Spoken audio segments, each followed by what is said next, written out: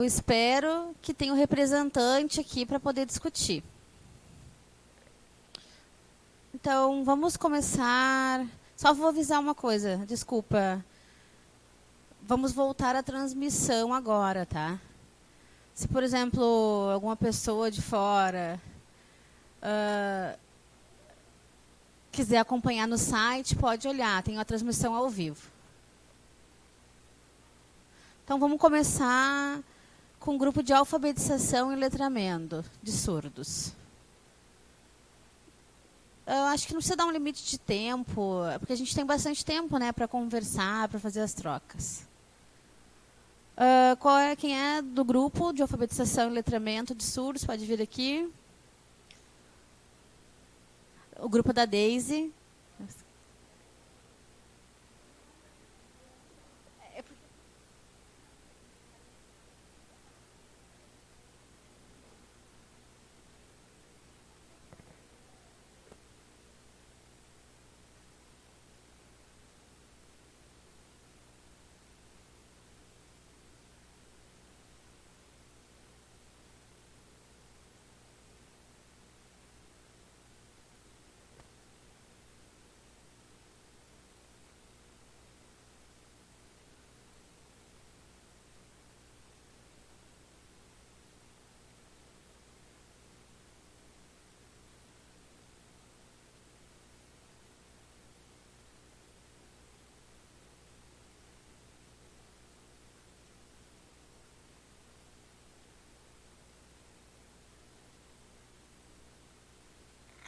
Agora sim, agora sim. Boa tarde, pessoal, tudo bem? Então, nós vamos falar um pouquinho para vocês sobre o que a gente conseguiu falar sobre alfabetização e letramento, tá? Por quê? Porque a gente trabalhar com as questões de surdez são sempre questões tão instigantes e a gente tinha um grupo bastante heterogêneo, né? Eu sou fonoaudióloga, tem estudantes, tem professores, tem mães de surdos, então acaba que a gente traz muito dessa contribuição, né? E a gente acabava meio se perdendo às vezes falando de coisas igualmente importantes assim, mas que estava fugindo um pouco do nosso tema de alfabetização e letramento, tá?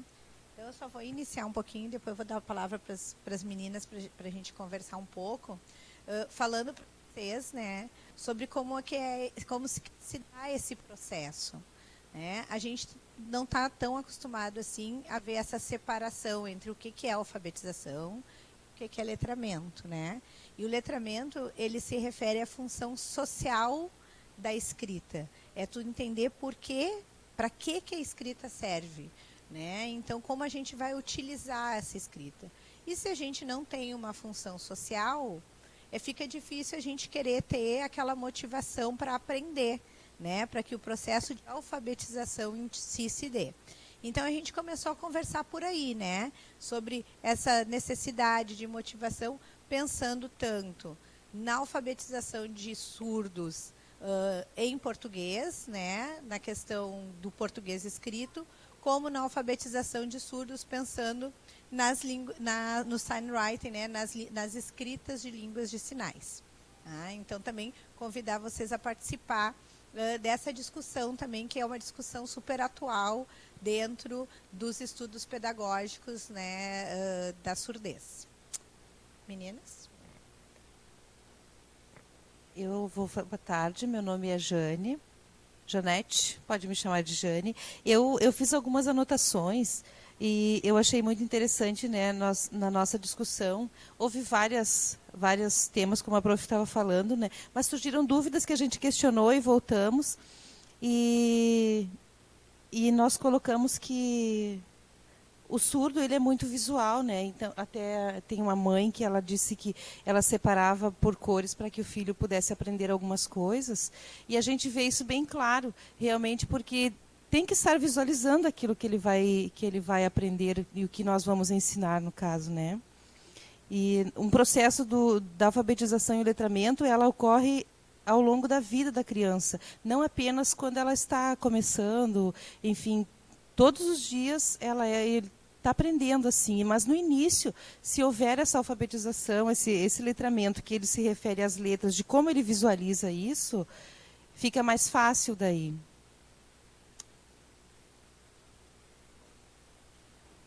E também a gente colocou, tudo bem, eu sou a Carol, da Escola Concórdia, e também a gente colocou na questão de que o quanto que a escrita de sinais é importante para eles. Porque quando a gente está, né, por exemplo, eu sou professora da disciplina de História.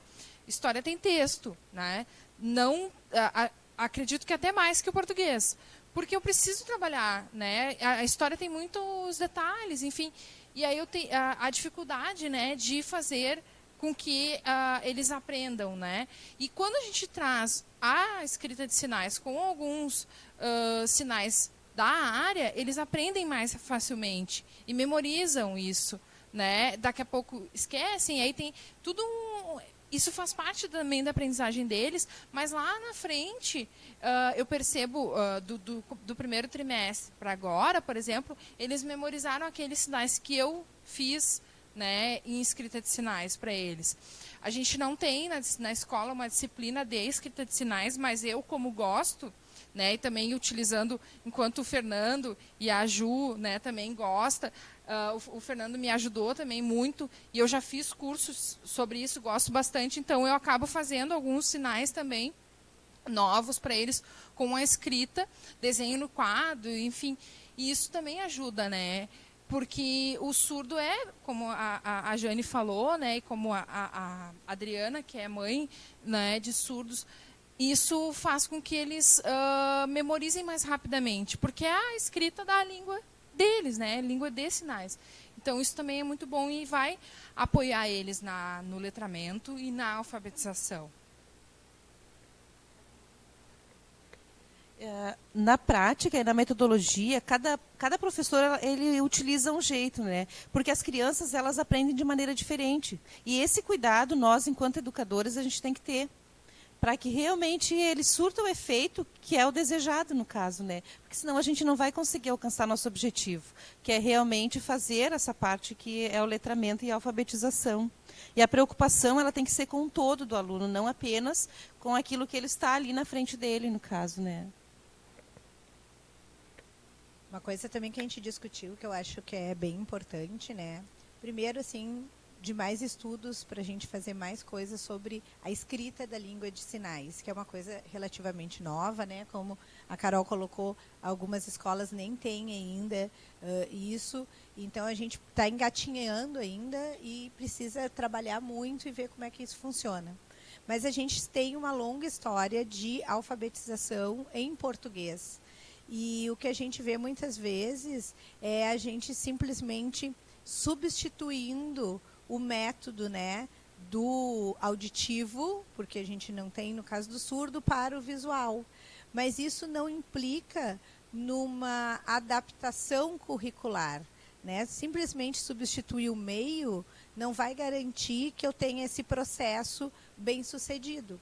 Haja vista que nas escolas, né, das crianças ouvintes, a gente faz isso pelo meio auditivo e as crianças também não aprendem, né? Então, não é uma questão de ter um currículo adaptado para a surdez. É a questão de ter um currículo adaptado para o aprendizado de cada pessoa, levando em consideração as suas dificuldades e as suas potencialidades, né? O que a gente vê hoje, por exemplo, que a gente tem todo esse processo da Libras, né, um processo político, um processo social que ainda está sendo desenvolvido, que tem muito ainda para a gente galgar, mas que a gente já conseguiu várias coisas, mas o que a gente vê do ponto de vista pedagógico é que simplesmente substituir a língua oral pela língua de sinais não garante o aprendizado, né? A gente precisa, sim, independentemente da língua, trabalhar os processos que estão por detrás. E daí a gente volta para aquela coisa do letramento e para a coisa da função que a escrita tem. Quer seja a escrita de língua de sinais, né, pelo sign writing, quer seja a escrita do português, né? Eu vou pedir para a Adriana, ela está com vergonha, mas vou pedir para ela contar, que ela vai contar para nós. Assim, que é bonito de se ouvir o relato dela como mãe, de quando é que o filho dela teve esse clique, assim, de que ele precisava aprender português. Não foi na escola, porque em geral não é na escola que a gente tem esse clique também, né? Então, pode, Adriana. Boa tarde. Eu notei assim que o Pedro ele vinha num processo para aprender português com dificuldade, ele não gostava, ele preferia outras matérias, mas no momento que ele começou a ter uma rede social, um WhatsApp, um Facebook, e notou que ele precisava se comunicar escrevendo português, ele quis aprender, ele quer aprender. E ele quer escrever certo. E daí ele me pergunta, ele me questiona. Então, assim, como é importante até a internet, né, a rede social nesse momento, porque ele descobriu um mundo novo. Ele viu qual é o significado, o que significa ele aprender o português, o porquê que é importante o português. Porque chega um momento que a criança não tem isso. E daí fica difícil. E eu acho que a gente pode usar como professor essa ferramenta hoje em dia. Mostrar para a criança que ela vai aprender o português, que ela tem a língua, que é a língua dela, mas que ela vai se comunicar e como é importante para ela aprender, para ela buscar coisas novas, descobrir coisas novas. Então, é uma das coisas que eu acho que poderia trabalhar bastante. Carol, né? Carol está tímida, não quer falar. Então, pessoal, foi mais ou menos por aí a nossa discussão, né? Claro que a gente falou sobre muitas coisas, né? Mas, assim, falando especificamente de alfabetização e letramento, né? Resumindo, a importância de se dar essa função social para a escrita, né? Para o registro escrito, independentemente da língua, da necessidade de se repensar pedagogicamente o processo de alfabetização e letramento. Há uma coisa que eu acho bem legal, que eu, como fonoaudióloga, vivencio bastante, que eu comentei com as meninas, algumas coisas que a gente sabe sobre os processos de interação entre a mãe e o bebê. A gente sabe que cada vez mais precocemente a gente está tendo detecção de surdez. E muitas vezes, quando a gente fala na detecção precoce da surdez, que é um avanço tecnológico, de saúde e tudo mais, mas, às vezes, a família e os profissionais que estão ali naquele momento não estão preparados para dar o suporte necessário. E o que a gente vislumbra, muitas vezes, é uma quebra, né, da relação da família com a criança. Porque quem não entende nada de surdez tende a pensar que se o meu filho não ouve, logo eu não preciso falar com ele. E acaba que a gente não tem mais essa relação. Quando a gente está falando de letramento, a gente está falando do mais precoce possível, desde o livrinho do banho, desde o livrinho de pano, para a criança contar uma história. Então, a gente vê, né, as crianças pegam o livrinho, elas começam a contar aquela história, mesmo que não seja a história que está lá, mas ela inventa, ela tem imaginação. E isso é muito importante para ela. E muitas vezes isso se quebra, no caso da criança surda, porque a gente não tem o acompanhamento necessário. Não tem ninguém que diga assim, o fato do seu filho ser surdo não significa que você não precisa mais falar com ele, que você não vai comprar livrinhos de pano para ele, que você não vai comprar os livrinhos, né, que tem os sons, de repente, dos animais, né? Ele não vai ouvir, mas essa função social de para que serve a leitura, ela é importante e ela precisa ser trabalhada com todas as crianças, independentemente da surdez ou não. Então, isso também é uma coisa que a gente conversou um pouco sobre isso, né? Então, voltando para o resumo, então essa coisa da gente ter um currículo adaptado às necessidades e potencialidades de cada criança.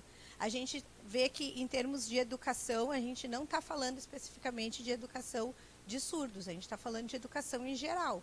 A gente vislumbra hoje, né, um panorama onde as crianças não aprendem a ler, não aprendem a escrever, e a simples substituição da língua oral pela língua de sinais também não nos tem garantido isso, porque a gente vê lá no Enem, nas provas finais do terceiro ano, que mesmo que essas crianças elas façam tudo em Libras, recebam as instruções em Libras, elas também vão ter dificuldades. Então, não é a simples troca de língua que vai garantir isso. O que vai garantir isso é um currículo adaptado a cada uma dessas pessoas. E quando a gente está falando de educação, a gente precisa pensar nisso, né? Então, essas foram as nossas ideias. Não sei se as gurias querem colocar mais alguma coisa, se a plateia quer fazer alguma contribuição também. né? Estamos aí para conversar.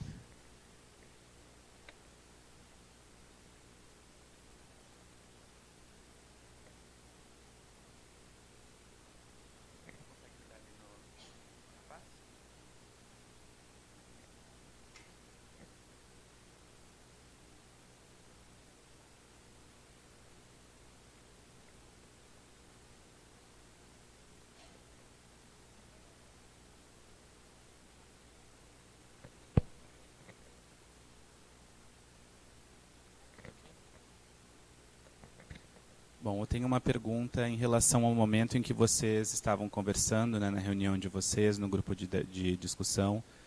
Teve alguma questão de algum tema que vocês acharam muito polêmico, que vocês chegaram a brigar, que vocês discordaram, alguma coisa muito diferente, assim? Tu tá perguntando isso só porque eu sou fono?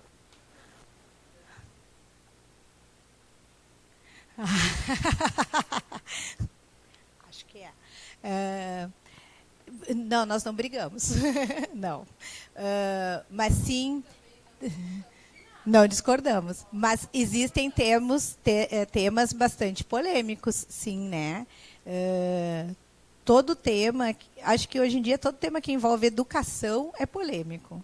Né? E daí a gente junta surdez também, que também é um tema polêmico. Falando em educação de surdos, a gente trabalhou com questões polêmicas, né? E questões também de respeito. Eu acho que a gente precisa respeitar todas as decisões, né? Então, uma das coisas polêmicas que a gente trabalhou, que a gente conversou, foi da questão que está cada vez mais em voga agora, a questão dos surdos que ouvem, né? Isso está na mídia aí, está tendo palestras, uma série de coisas, e eles estão cada vez mais aparecendo. E a gente estava falando sobre isso, né? Da questão de respeitar a vontade de cada um, e que o grande problema não é ter surdos que ouvem. O grande problema é as pessoas venderem a ideia de que qualquer surdo pode ouvir, né? Então, ou de que qualquer surdo deva escolher esse caminho.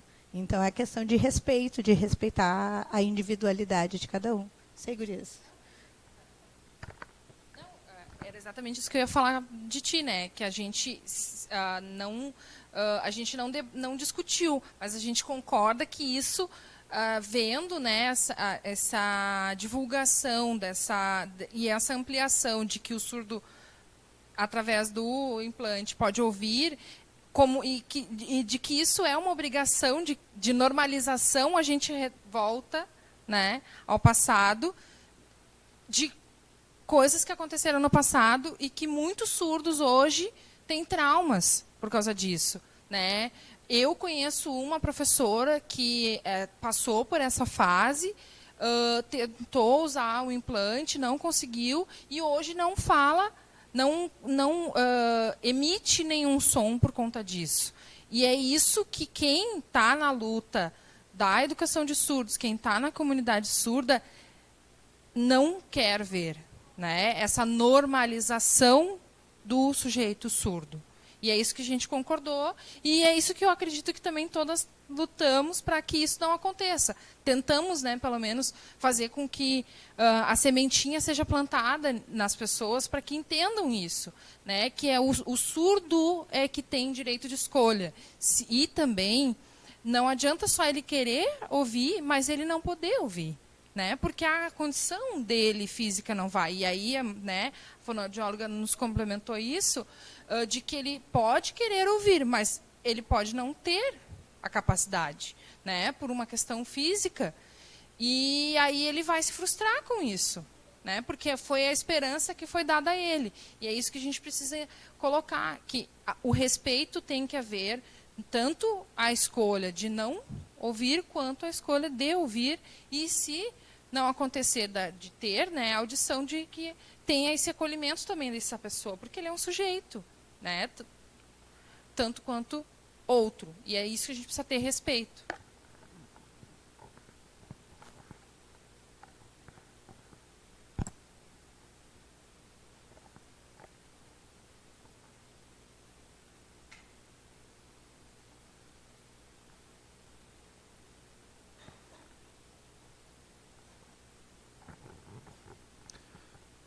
Só complementando então isso, né, do surdo que quer ouvir, por exemplo, né?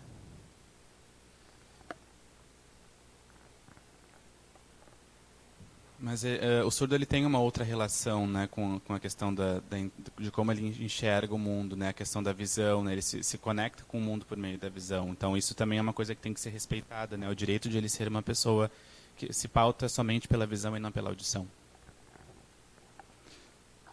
A Caterine diz que isso é uma escolha de cada surdo, né, que se o surdo quer fazer o implante coclear, se ele quer continuar, se ele quer fazer sessões de fonoterapia, se ele quer, tudo bem. Se ele não quer, também tudo bem.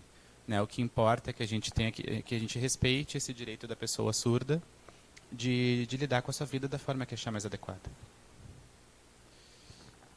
E eu tenho uma outra pergunta ali, que na minha família, por exemplo, a minha mãe ela sempre quis que eu ouvisse, mas eu nunca entendi. Porque a minha relação com a minha mãe foi muito difícil, né? E eu não conseguia entender muitas das coisas que ela me falava, e ela queria que eu ouvisse para que eu a entendesse, e eu não tive muita relação, né? Como será que funciona isso, né? De que forma... Desculpa, você pergunta sobre o quê? Eu não entendi. Como que a gente poderia fazer para que os pais aceitassem que os seus filhos não querem escutar, por exemplo? Que eles querem construir a sua vida, a sua identidade pautada em outras premissas que não somente a da oralidade. Para que a minha mãe possa entender, por exemplo, que eu não quero oralizar, que eu não quero tentar ouvir, que eu quero usar a língua de sinais. Será que existe alguma forma de fazer com que isso aconteça de forma mais rápida? Como que faz? Então, eu vou te responder de uma coisa vou falar uma coisa que aconteceu comigo, né? Eu aconselhei um aluno meu que me fez uma pergunta semelhante. Que nós precisamos entender o quê? Que cada pessoa ela tem a sua própria consciência, certo? E essa consciência, às vezes, de cada pessoa, algumas têm a cabeça fechada, né? Algumas pessoas elas não querem estar abertas a mudanças, e elas preferem continuar acreditando naquilo que elas sempre acreditaram. E para essas pessoas, talvez não adiante a gente tentar insistir muito. Se a pessoa está disposta a mudar a sua opinião, aí sim. Né? Aí sim a gente pode ter um diálogo, a gente pode mostrar outras perspectivas. Porque as pessoas... o mundo está mudando, né? E muitas pessoas às vezes acompanham ou não essa mudança que acontece no mundo. E eu preciso também... As pessoas precisam se perceber, precisam olhar o outro, é claro, mas também tem que se perceber e se entender e pensar em si na sua própria consciência para que possa, então, gerar uma empatia com o outro e respeitar o que se está pensando. Né? Então, essa empatia é importante. Então, por exemplo, no caso da educação de surdos, o principal é o ensino em língua de sinais. Ok. Mas e se o surdo quiser oralizar, o que a gente vai fazer? A gente também precisa respeitar essa decisão do surdo e da família. Né? Eles também têm a sua própria consciência, seja ela, enfim, aberta ou fechada, mas se a família não quer, se o surdo não quer e eles têm consciência, essa é uma escolha consciente, então a gente tem que respeitar isso sim.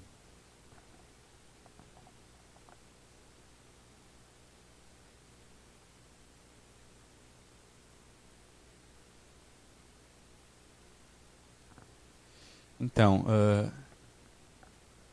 pode falar?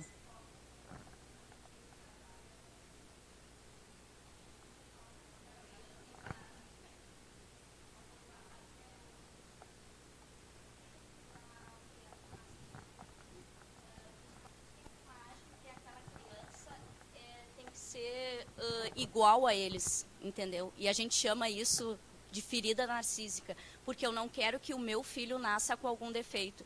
Eles acham que um tempo a criança vai no otorrino, vai usar um aparelho, ele vai ouvir, então ele vai ouvir. Mas não é isso que acontece. Então as famílias entram em negação. Por isso também que muitos pais não conseguem aprender Libras. Não é que ele não queira, é que tem uma coisa resistente dentro deles. Então, o que é? A família de ouvinte quer trazer a criança surda para o seu mundo de ouvinte. E é muito difícil.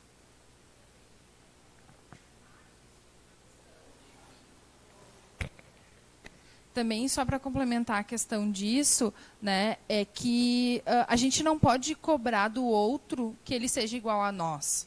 Né? E isso eu também estava falando isso para essa aluna. Né? Ela disse, mas a minha família... Mesmo caso dele, teu nome, desculpa. Igual minha aluna, né? Ela tem problema, né, com a família e ela estava falando, trouxe isso em sala de aula, né? E eu disse assim, tá, mas tu não pode cobrar da tua mãe que ela seja igual a ti ou igual a mim ou igual, porque ninguém é igual, todo mundo é diferente. E cada pessoa vai aceitar de uma forma diferente. Agora, como eu falei, se a pessoa quiser ter uma mente aberta, ok, mas se ela não quiser, não vai adiantar. Né? Então, deixa ela seguir o caminho dela e tu segue o teu. Né? Tu vai precisar dela enquanto, né, é menor de idade, ainda assim, porque tu precisa, né? Depende disso. Mas depois, segue a tua vida e pronto. Porque não vai adiantar se aquela família não quiser aprender. Né? E é isso que acontece também, eu acho que na educação de surdos. Né? A gente não pode impor as coisas. É isso que a gente tem que deixar muito claro. Né? A gente tem que mostrar as possibilidades e o sujeito é que vai escolher a qual caminho seguir. Assim como a gente faz com as crianças ouvintes. Né? A gente mostra as possibilidades para as crianças ouvintes e elas seguem o caminho que elas querem. Né? Obviamente, a gente, como, né, quando a família né, tenta levar para um caminho e a criança vai para outro, paciência. Mas o papel é mostrar as possibilidades. E também na educação de surdos a gente tem que fazer da mesma forma, porque são crianças. Outra questão é por que os pais colocam os filhos surdos em escolas ouvintes, né? Porque para a família tem a praticidade e ele acha, as famílias acreditam que colocando ali vai ser o melhor para ela, porque é perto da minha casa e ela vai se adaptar. Depois a gente vê que não é assim, porque ele não está dentro da sua cultura, né? E a questão também da informação técnica que essas famílias recebem, né? Eu, como formadora de fonoaudiólogos, eu sempre prezo isso, assim, de que existe, né, todo um período de luto pelo filho que não nasceu. Isso é amplamente trazido dentro da literatura e o fonoaudiólogo, no caso, que no caso da surdez é uma das únicas patologias que o fonoaudiólogo é a primeira pessoa da área da saúde que lida com isso, né? Porque a gente faz o diagnóstico. E daí de ter esse equilíbrio entre o acolhimento e o entendimento desta criança e desta família com a informação técnica precisa. Porque muitas vezes o que a gente vê ainda na área da surdez por parte dos profissionais de saúde coloca numa escola regular porque convivendo com outras crianças ele vai aprender a falar. Não deixa usar as mãos, até coisas assim radicais, de não usa a mão, coloca a mão para trás, a gente fala com as mãos todos nós, né? Porque isso vai prejudicar o desenvolvimento dele. Então, nenhum pai quer prejudicar o desenvolvimento do seu filho. E daí, se alguém entendido diz isso para ele, ele vai seguir. E ele vai seguir não é porque ele não entende o filho dele, é porque ele quer o melhor para o seu filho. Então, a gente precisa fazer essa acolhida também desses pais e com informação técnica, né, científica, também poder guiar esses pais no melhor caminho. Né? Mas o Ney? Rei? O Rei conseguiu, né? Saiu da alfabetização e letramento, fomos para a polêmica, que foi também o que aconteceu lá no grupo, né? Então, da gente poder discutir outras coisas e quanto é rico esse espaço também para a gente também poder discutir isso, né? Porque é uma coisa que está por detrás, não adianta a gente mascarar aqui e discutir alfabetização e letramento quando às vezes o problema está mais abaixo, né? É mais basal e a gente precisa trabalhar. E que bom que a gente pode ter profissionais da saúde, profissionais da educação, comunidade surda, pessoal que está se formando para trabalhar com a comunidade surda, para que isso tudo, né, possa interagir da melhor forma possível. Tá? Obrigada.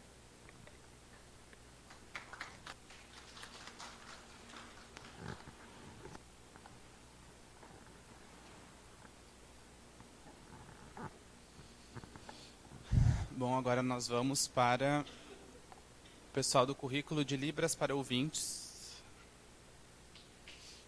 que era o meu grupo, e as pessoas do meu grupo todas disseram que era para eu falar. A não ser que o Peterson queira me acompanhar. Não quer. Não querem me acompanhar. Tudo bem. Eu vou sentar porque eu sou um jovem senhor. Estou cansado.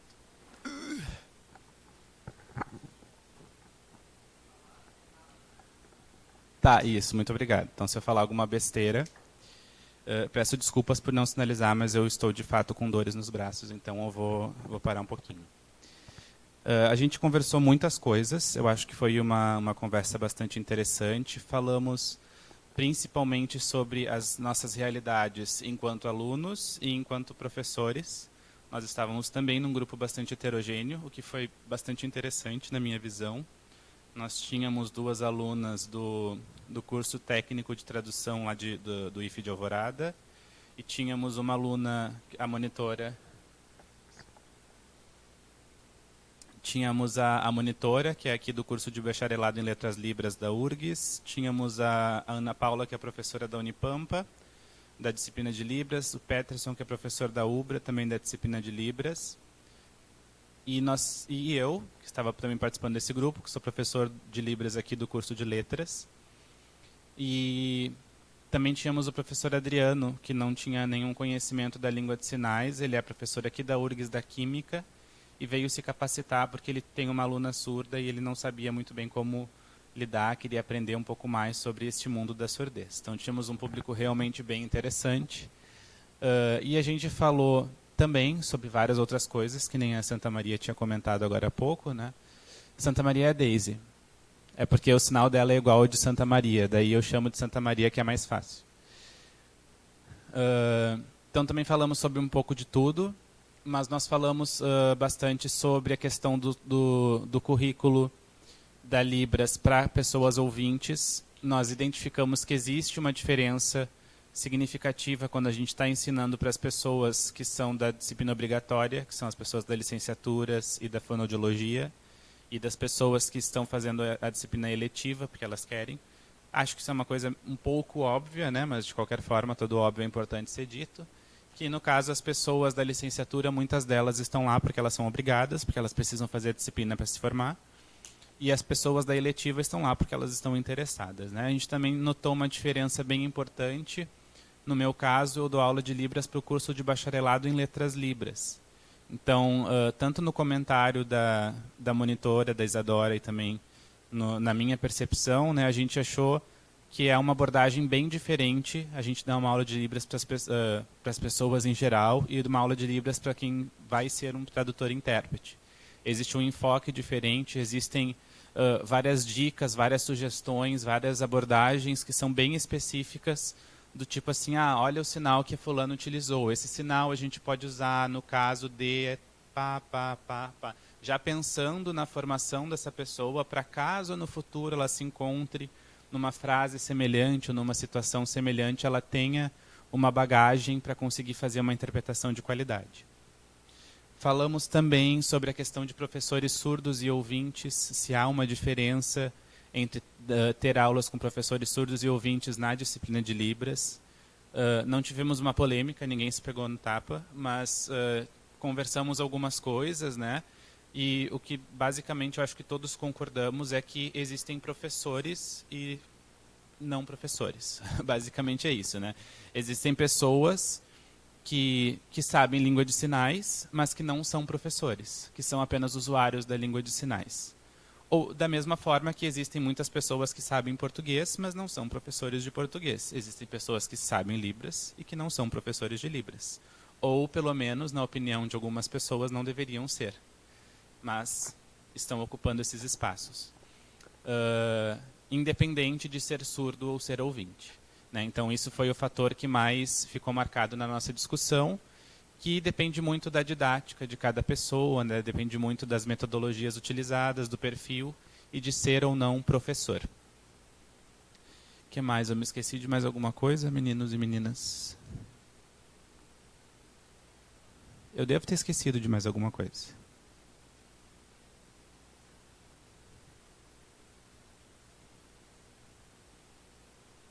Enfim, mas eu acho que eu já falei bastante.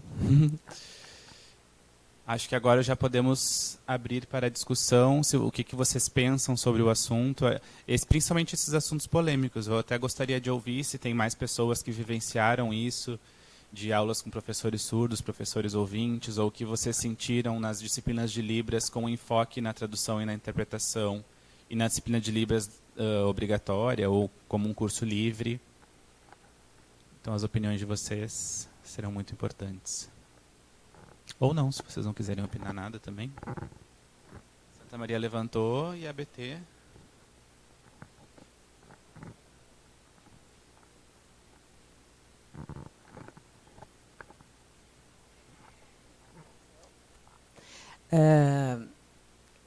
Uma coisa que a gente tem discutido muito, e acho que, como nós já trabalhamos juntos, eu e o Fernando, né, mas acho que é um momento assim de poder compartilhar essa nossa preocupação com o currículo de Libras. Né?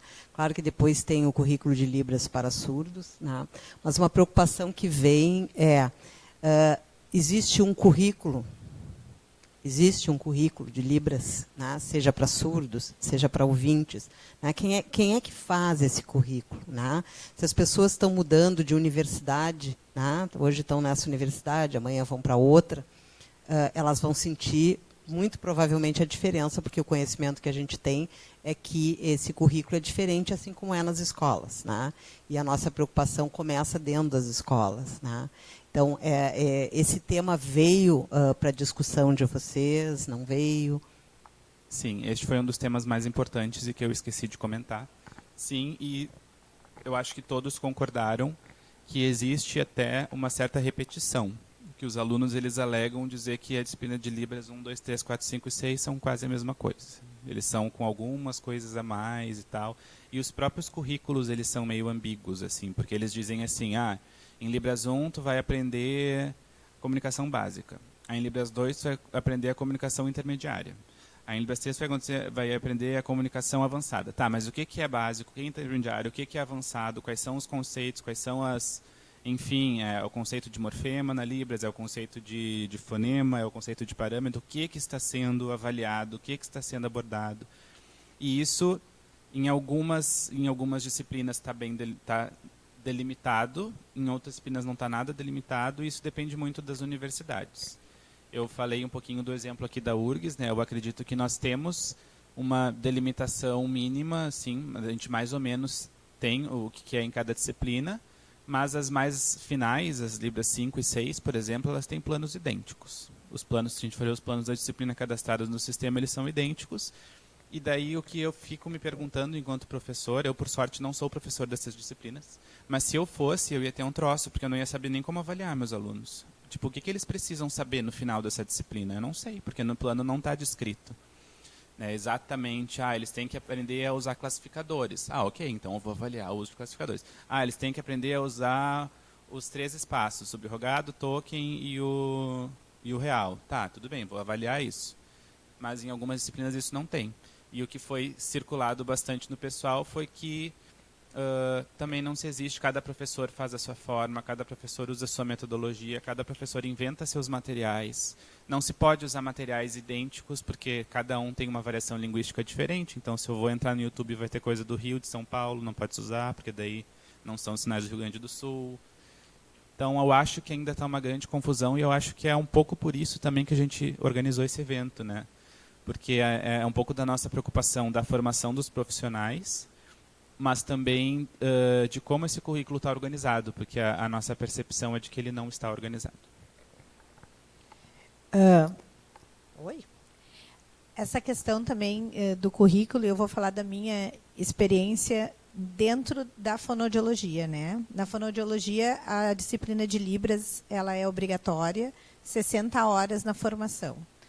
Pensando Libras como uma língua, como qualquer outra, ninguém aprende inglês, francês, alemão, seja o que for, em 60 horas. Logo, também não vai se aprender Libras em 60 horas. E daí a gente tem que pensar realmente em qual é o objetivo dessa disciplina dentro de cada curso específico.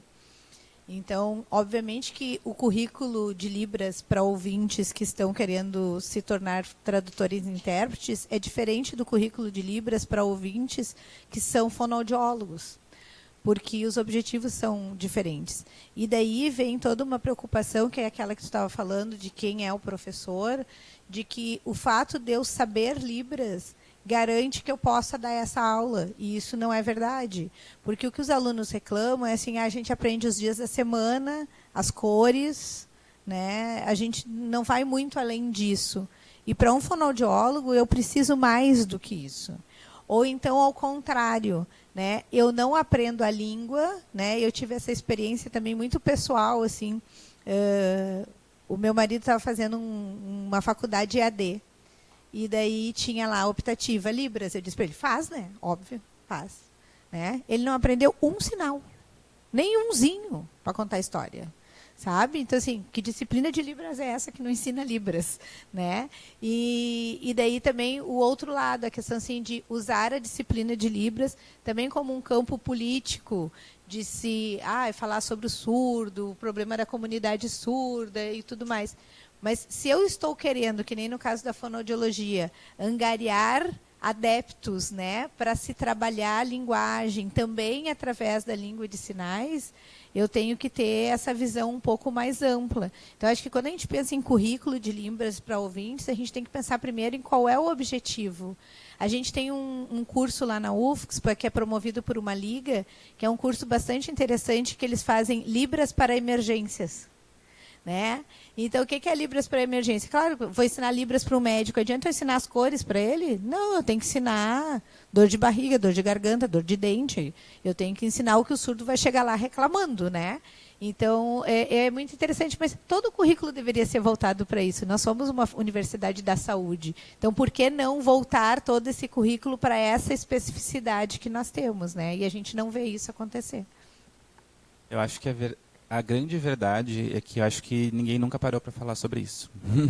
Eu acho que essa é uma verdade inconveniente, né? Porque o que eu percebo é isso, que a disciplina de Libras está sempre parada nas cores, nas famílias, nos pronomes, no de novo, no entendi, no conheço, no tudo bem e no oi. Então, e é isso, e daí tu aprendeu a se comunicar e é isso, né? Então, acho que é o que acontece muitas vezes. Temos tentativas, tipo, estar aqui hoje é uma tentativa da gente repensar sobre isso. A gente não vai reformar tudo e fazer para amanhã, né? Que nem aquela proposta que o Marcelo tinha feito.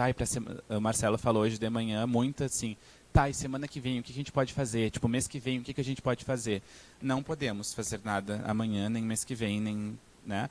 Mas a gente está parando para pensar.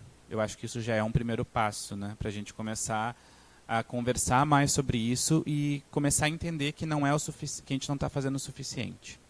E eu sou uma pessoa meio ansiosa, tu me conheces, né, Santa Maria? Eu sou aquele tipo de pessoa que trabalha de madrugada e manda mensagem para Santa Maria às 2h perguntando, tipo, tem algum livro de linguagem? Tipo assim. E eu comecei, então, quando eu cheguei aqui na universidade, eu tive essa questão do currículo da Libras e tudo mais, daí eu comecei a conversar com os meus colegas das outras línguas, do inglês, do espanhol, do francês. E a minha descoberta é que com as outras línguas também é a mesma coisa. Aí eu perguntei, como é que funciona o currículo do inglês?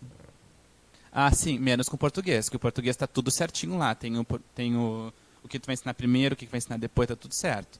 E daí nas disciplinas de línguas ele disse assim, olha, temos 6 disciplinas de inglês. Cada professor faz o que quer e às vezes a gente repete de uma disciplina para outra. Eu digo, mas isso não dá uma confusão? Dá, só que cada um tem uma linha de pesquisa diferente, uma linha de pensamento diferente. Daí tem professor que mostra coisas teóricas, tipo de morfologia, gramática, trabalha gramática. E tem professores que não trabalham gramática, que trabalham só realmente o uso da língua. E cada um faz do seu jeito. Eu digo, e isso é ok? Ele disse, não, isso é horroroso. Eu digo, e o que a gente pode fazer?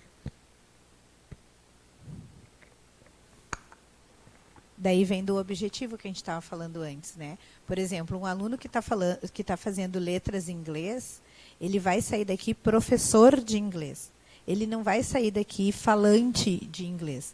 Para ser falante de inglês, ele vai para o IASG. né? Agora, para ser professor de inglês, assim como para ser professor de português não basta falar português, para ser professor de inglês tu tem que conhecer gramática. Então é só transpor isso para Libras, né? Quer dizer, se eu quero ser tradutor e intérprete, preciso de conversação. Mas se eu quero ser professor de Libras, bom, daí eu vou precisar de teoria, eu vou precisar conhecer um pouco mais. Então, também tem que ver isso, tem que ver qual é o objetivo disso, como é que a gente pode trabalhar isso, né?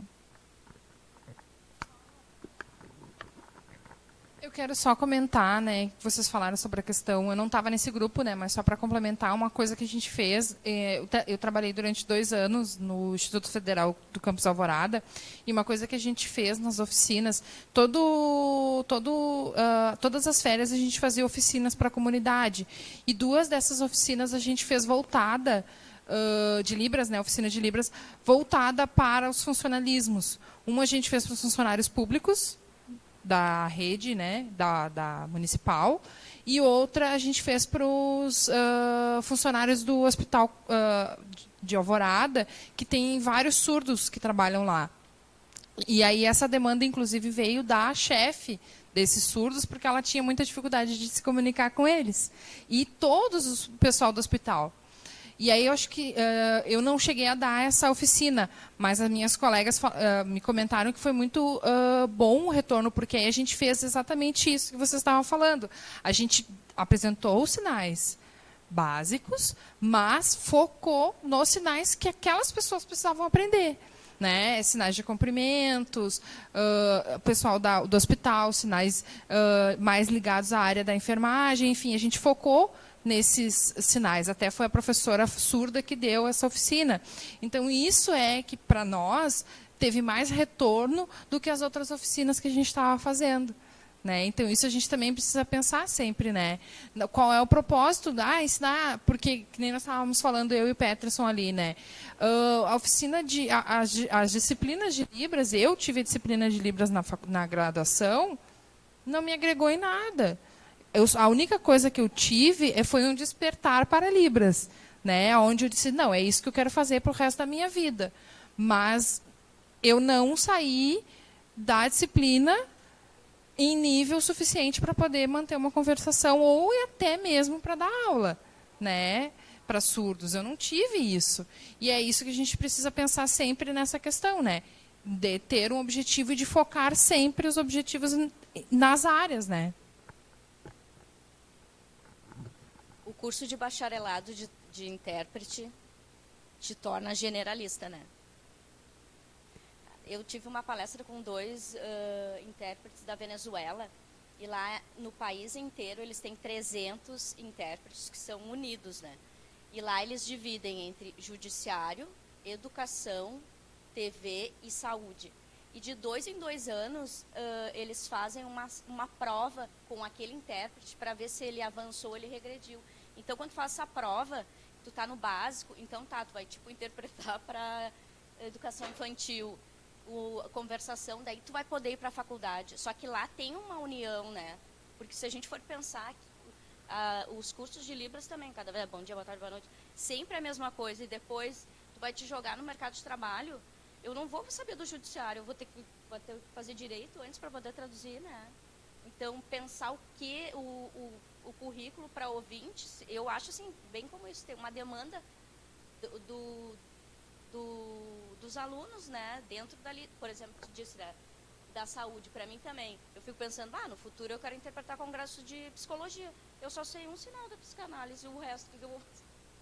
Eu vou ter que me jogar para a internet, daí nos sinais que são de São Paulo. Isso aqui for diferente. Eu acho, mas aqui esse é meio que o caminho dos cursos de graduação, né? Porque eu sou formado em matemática, eu não aprendi nada sobre educação de surdos. Isso a gente vai se especializando depois, né? E nessa questão da integração da Venezuela, eu achei bem interessante, eu não sabia disso, né? No entanto, eu acho que no Brasil isso não seria possível.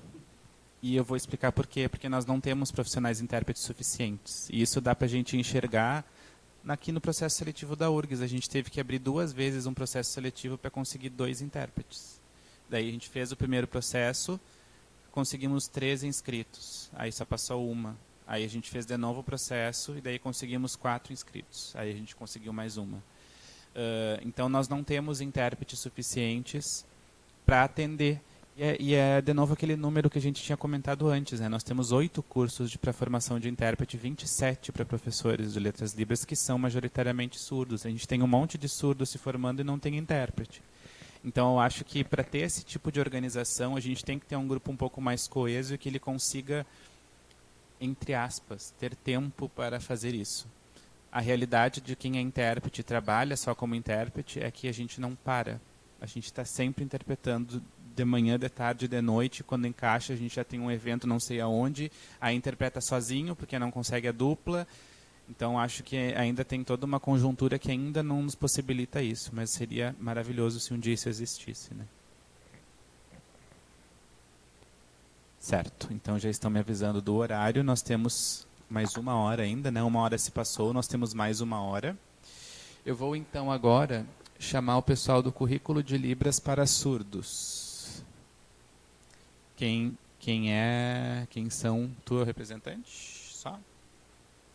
Então, sinta-se em casa.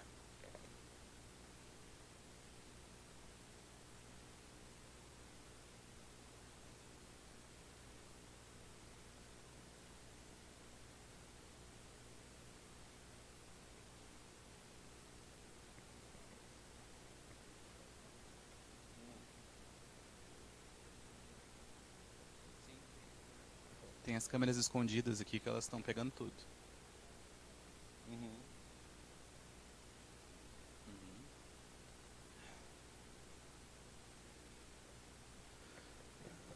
Ok, o meu nome é Fernando Robson, este é o meu sinal. Cheguei somente agora à tarde, né? Infelizmente eu não consegui estar aqui pela manhã. Então, faço parte do GPELS, não consegui me apresentar antes para vocês. Nós conversamos um pouquinho.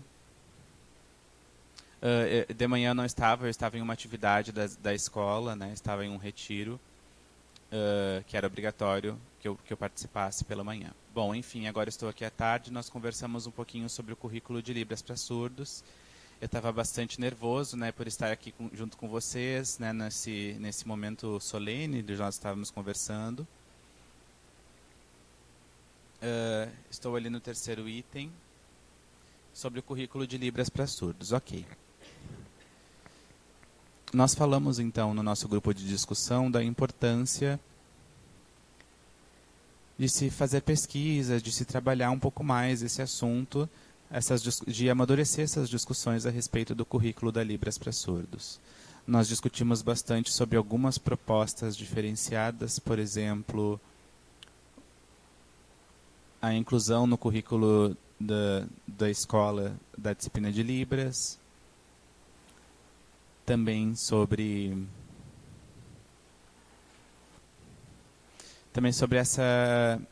essa classificação, né, dos níveis de aprendizado da Libras, como que elas seriam organizadas, como a disciplina seria organizada, né, quais seriam os níveis disso.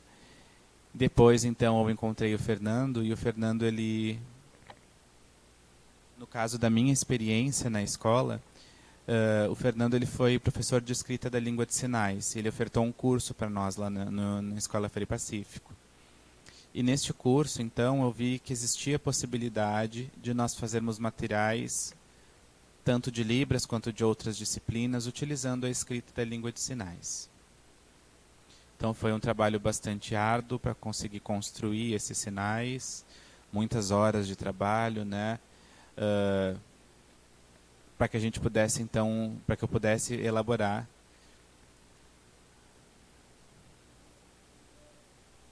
materiais que tinham a escrita de sinais nele. Em relação à questão dos profissionais, nós conseguimos sim fazer oficinas e cursos relacionados à língua de sinais para a formação de profissionais. No caso da escrita de sinais, que foi uma coisa que a gente conversou bastante, né, da questão da escrita de sinais nas disciplinas de Libras, nós vimos que existiam pouquíssimas oficinas, né, não existia uma formação específica para essa temática. e nós discutimos então sobre de que forma isso poderia se incluir dentro do currículo. Eu acho que é isso, né? Eu não sei se eu consegui relacionar muito bem com as questões da manhã, porque eu não estava presente. Não sei se o colega quer falar mais alguma coisa também. Vai falar? Vai oralizar? Meninas, vocês podem sinalizar ali para nós?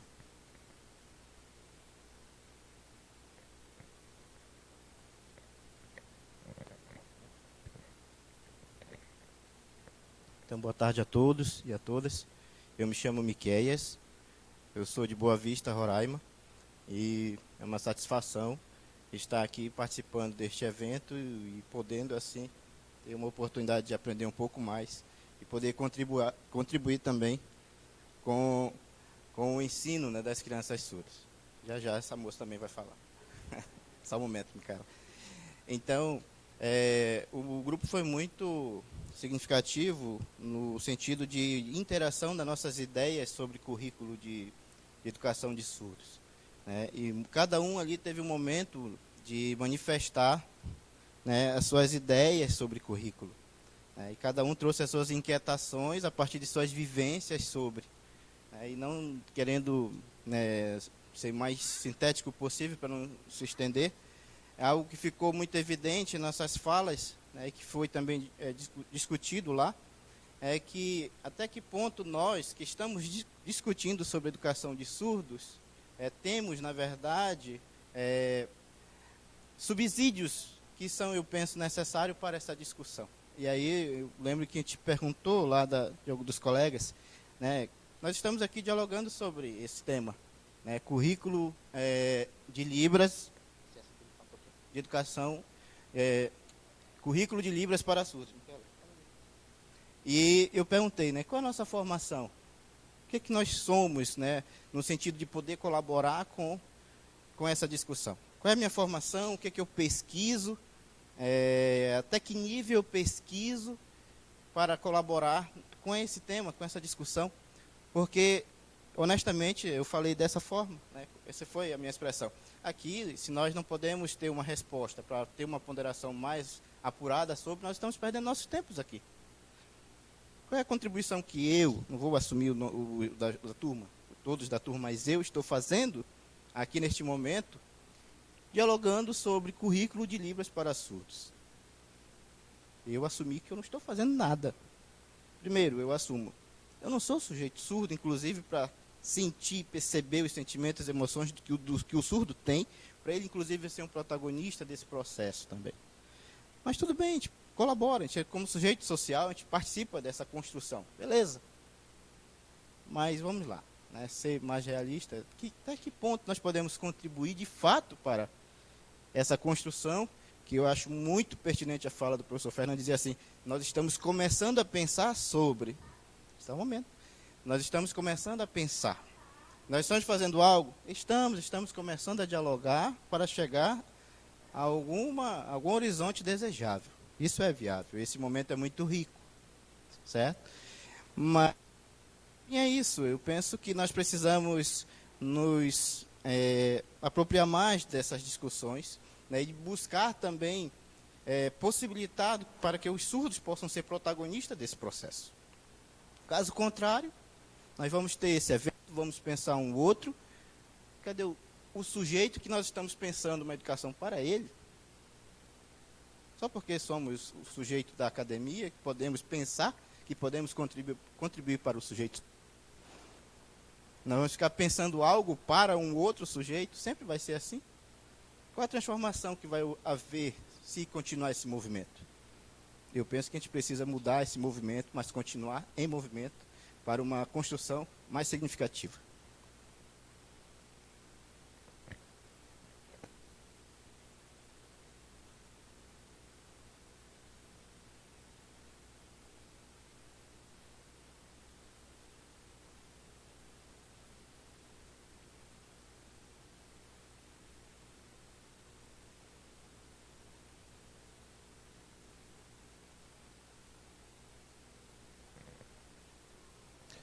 Bom, na verdade, o que nós estamos lutando, né? Nós estamos nos movimentando para conseguir ter essas informações, né? Que muitas vezes não chegam a nós. A gente sabe que é muito difícil nós fazermos projetos, nós organizarmos uma aula. É muito difícil a gente ter tempo para parar e para pensar e para discutir, para receber informações, para partilhar as informações que nós temos, né? Nós não funcionamos dessa forma de tem que fazer, alguém me manda, eu fazer e eu faço, né? O nosso trabalho ele é muito exaustivo mentalmente, né? A gente tem que se dedicar bastante para conseguir viver dentro da escola, né? Para conseguir conversar com conversar com a supervisão, conversar com a direção. Tem várias questões que estão envolvidas também, né? Não é somente eu pensar num currículo e propor e está tudo certo. Nós temos que ver que se está alinhado ou não com a filosofia da instituição que a gente está vinculado, né? Então tem muitas coisas, tem muitas variáveis. Eu acho que é por isso que é tão desafiadora a nossa profissão. Acho que é isso. Mais alguma dúvida, alguma pergunta? Eu acho que quando Miqueias traz essa questão do protagonismo da comunidade surda, né? Eu acho que é muito apropriado isso para esse momento que a gente está vivendo, porque esse ano as escolas estão voltadas para a questão do referencial curricular gaúcho, né? E cada estado deve estar voltado para o seu referencial curricular. E quando a gente olha para esse referencial curricular, que em 2020 deve estar dentro das escolas, a gente percebe que não existe um currículo de Libras, né? E o que a gente tinha, né, conversado dentro da escola é que se o surdo não se apropriar disso nesse momento, daqui a pouco alguém vai se apropriar e vai para dentro desse referencial curricular um currículo que não é o currículo que o surdo deseja, né? Então, acho que é um momento oportuno para que a comunidade se movimente para pensar nesse currículo, né? No sentido de que possa preservar essa identidade e essa cultura surda, né? Então, quando a gente não corre na frente para fazer, alguém vai lá e faz, e nem sempre vai trazer benefício para essa comunidade, preservando essa identidade, essa cultura, né? Então, acho que isso que tu traz e o que o Fernando Robson traz também é bem pertinente. Então, é um momento em que hoje nós estamos dialogando sobre isso, refletindo sobre isso, mas acho que urge a necessidade de que os surdos possam se movimentar para, de fato, né, começar a pensar nessa construção.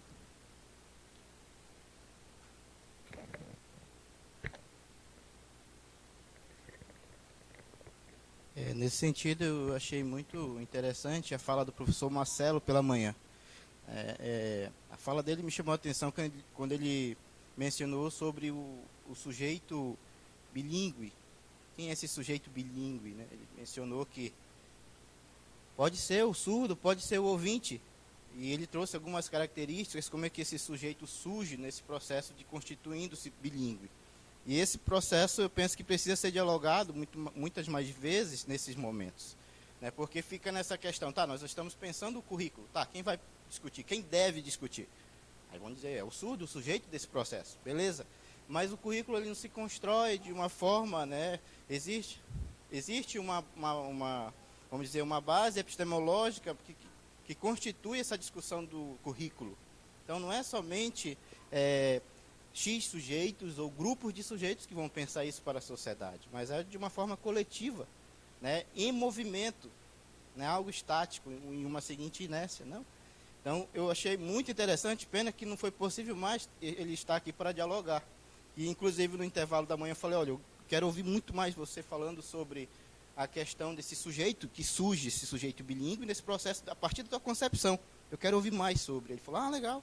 Infelizmente, não foi possível mais ele ampliar essa sua ideia e manifestar para nós, que é algo que é pertinente, porque é algo que, querendo ou não, está em disputa. São relações que estão em disputas. Muitas das vezes é relação de poder. E a gente precisa, né, assumir isso, sim, mas dizer, peraí, eu não posso fazer isso sozinho, ou a comunidade não pode assumir, dizer, não podemos fazer isso sozinho como comunidade, somente surda, assumir a comunidade surda, mas que outros sujeitos, além dessa comunidade, podem vir contribuir com a construção desse almejado currículo. Então, a fala do professor Marcelo, para mim, assim, foi de suma importância, mas, infelizmente, não houve um momento tanto oportuno, penso que terá outros momentos, né, de nossas formações, que ele possa manifestar de uma forma mais ampla, né, e possa discorrer de uma forma mais livre, no sentido de tempo disponível, né, para que a gente possa dialogar sobre isso. E a gente possa, na verdade, chegar a um consenso, e quem sabe até esse consenso possa contribuir com a formação desse sujeito bilíngue.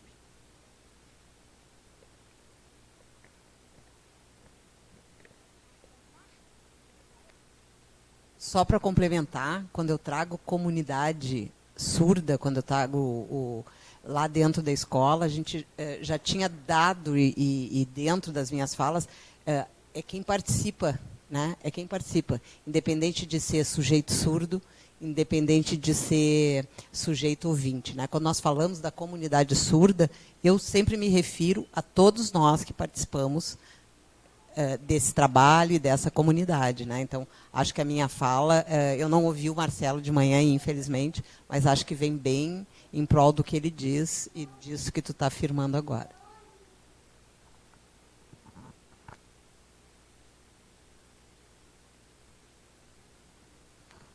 Certo, então agradecemos pela contribuição.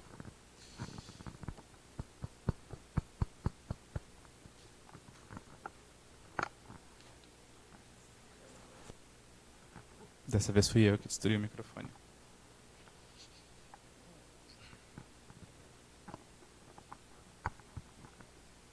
Ok. Então agora, por favor, o grupo de ensino de língua portuguesa para surdos. Quem é ou quem são os representantes ou representante?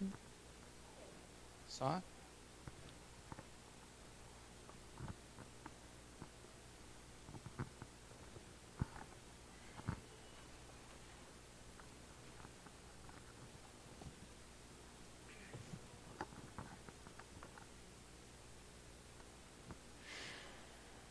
Então, nosso grupo surgiram muitas questões, né, como a língua portuguesa sempre traz. Não, tenho 2 no meu grupo que eu vi agora.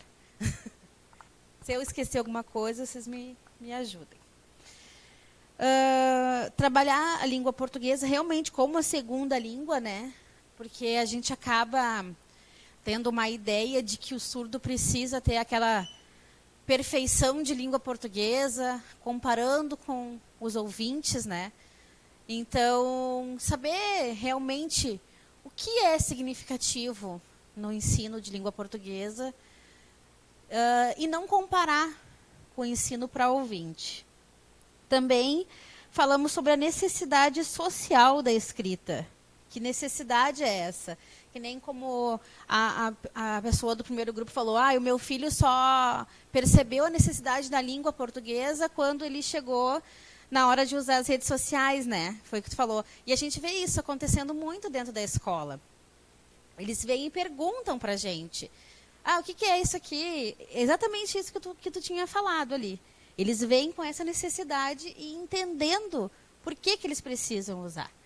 Porque às vezes a gente fala lá, olha só, tu precisa, né, desenvolver tua língua portuguesa, porque isso é necessário. Aí eles fazem assim, sabe, como tipo, não é importante para mim, eu sou surdo. Né?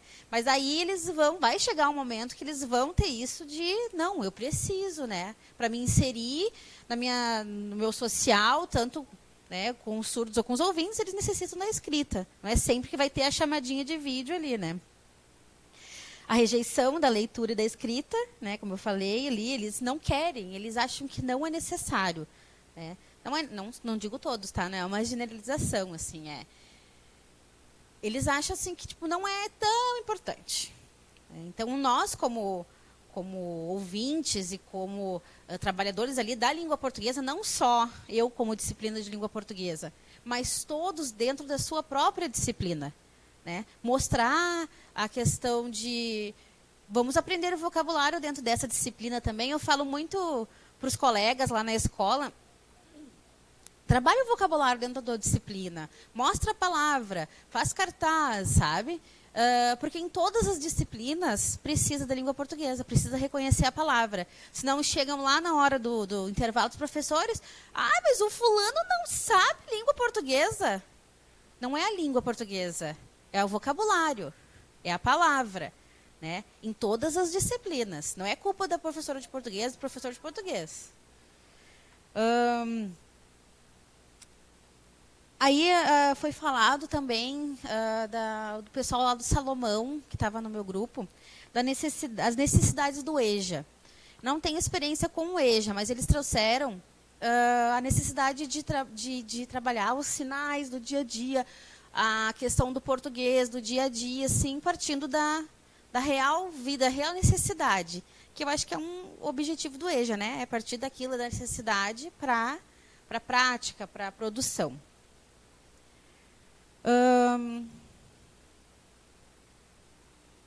Os conteúdos também, a gente falou dos conteúdos que são retirados, né? Que tiram conteúdos que não têm muita importância e vão ensinando o que acha que é relevante. O surdo acaba perdendo, o aluno, como aluno, acaba perdendo, né? Mas é uma coisa que lá nos PCNs diz, né? Que o Vinícius falou no grupo ali. Os materiais para surdos também. Foi muito falado e é uma coisa que eu gosto muito de falar, né? Do material para o surdo. De que material é esse que a gente está falando? De explorar a questão visual bastante, porque o surdo é visual. Utilizar jogos para aprendizagem, tornar essa aprendizagem significativa e também, assim, mais gostosa, né? Porque o ensino de língua portuguesa, é para o ouvinte, como para o surdo, é um pouquinho chatinho ali, né? Aquela coisa que, é muita coisa. Então, a gente, criando estratégias e jogos e atividades e metodologias, a gente consegue transformar esse ensino de uma língua, de uma segunda língua, um pouco mais prazerosa. A gente falou também sobre estimulação precoce.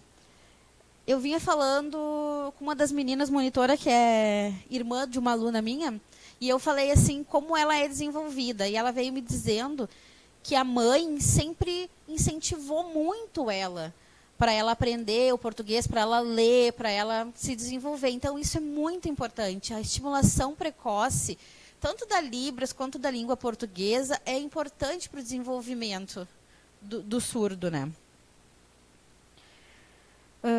Por quê? Uma frase que eu escrevi aqui. Chega na escola, não sabe Libras e também não aprende português. Porque se a pessoa tem uma base na língua de sinais e é fluente na língua de sinais, ela vai conseguir desenvolver outras habilidades a partir dela, né? O material visual, que eu falei, né? A pedagogia visual também.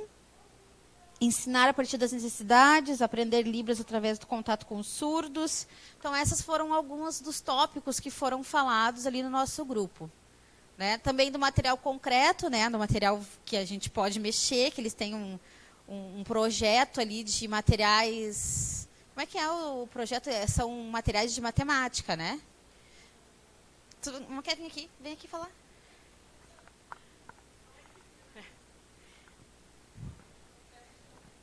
Eles fizeram uma oficina de peças geométricas. Eles montaram as formas geométricas que pudesse ser medido, um material bem palpável, assim, bem visual, né? Então, acho que é isso que eu tenho para trazer do grupo que foi discutido. Aí, se alguém tiver alguma coisa a contribuir...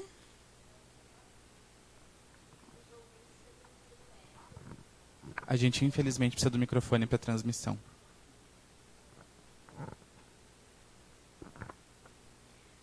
A minha dúvida é que quando o português no ensino médio é direcionado para o Enem, né? Ou para o vestibular. E como é que é no ensino médio a língua portuguesa para os surdos?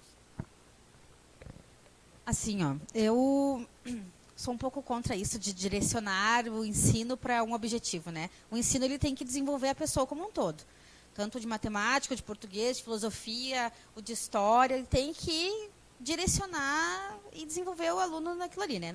Não direcionar, desenvolver o aluno dentro da disciplina.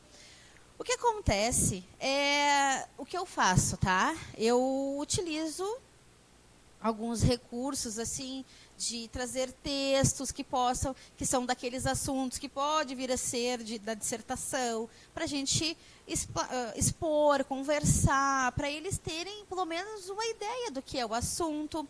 Eu trabalho gramática com eles porque é importante, a gente tem que trabalhar, né, a gramática também para eles chegarem lá na prova e não, eu nunca vi isso aqui na minha vida. Mas assim, direcionar isso como fonte essencial, eu acho que não é por aí. A gente tem que abrir os assuntos e falar sobre e mostrar como é o modelo da prova, né? Fazer exercícios que sejam parecidos lá com o dia do Enem, com o gabarito, né? O Fernando também faço, para eles não chegarem lá e levarem um susto, né? Então, acho que é mais ou menos por aí que é o trabalho, mas eu sei que o trabalho às vezes é um pouco meio duro em cima disso, né? De que tem que fazer coisas com um objetivo. Mas eu acho que não é por aí. Porque dizem que quando vai fazer o Enem, o intérprete ele só vai explicar em cima de uma palavra. Ele só vai dar, eu sou intérprete no Enem também. Ele só vai dar o significado da palavra. Ele não vai interpretar aquela sentença inteira. Ele vai dar o significado da palavra e o surdo precisa compreender aquele contexto para poder responder, né? Esse é o trabalho do intérprete no Enem.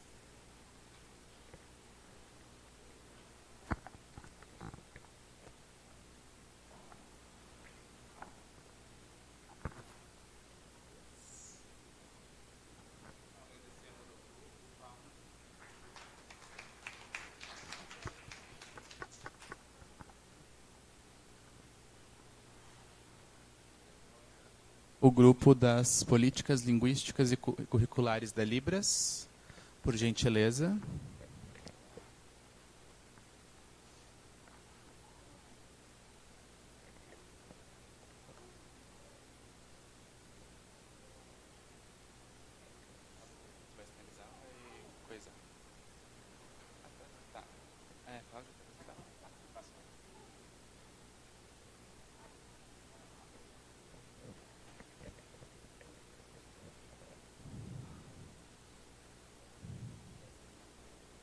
Tem Ana Paulo, Robson, o Rê Carlos.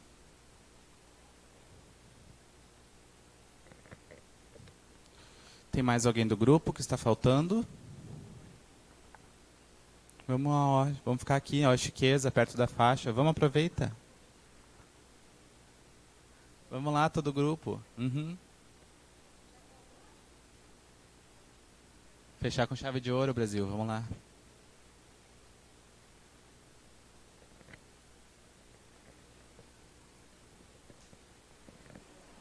Se vocês quiserem, podem sentar, sintam-se à vontade. Bom, este é o nosso grupo. Quer se sentar? Pode sentar ali, tem uma cadeira sobrando. Aqui. Eu prefiro ficar de pé.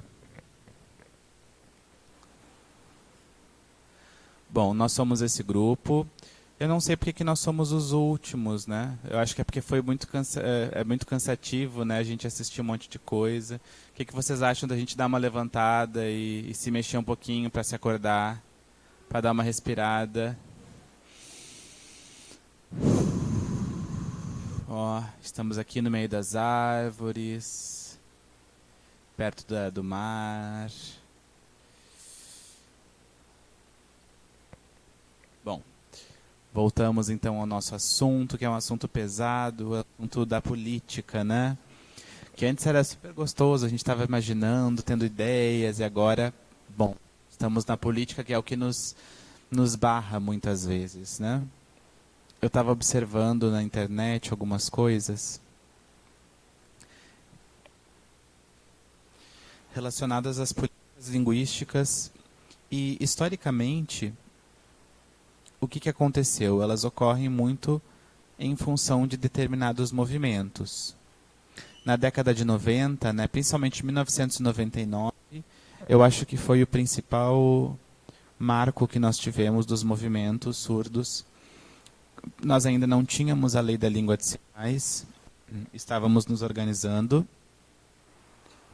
E foi em 1999 que houve um boom, assim, se nós pudermos dizer dessa forma, em que houve uma grande quantidade de surdos que se mobilizaram, fizemos um documento onde constava todas as nossas reivindicações em relação à educação de surdos, ao mercado de trabalho, e eu acho que até hoje também nós queremos. Eu acho que este documento de 1999 ele continua presente e atual até os dias de hoje.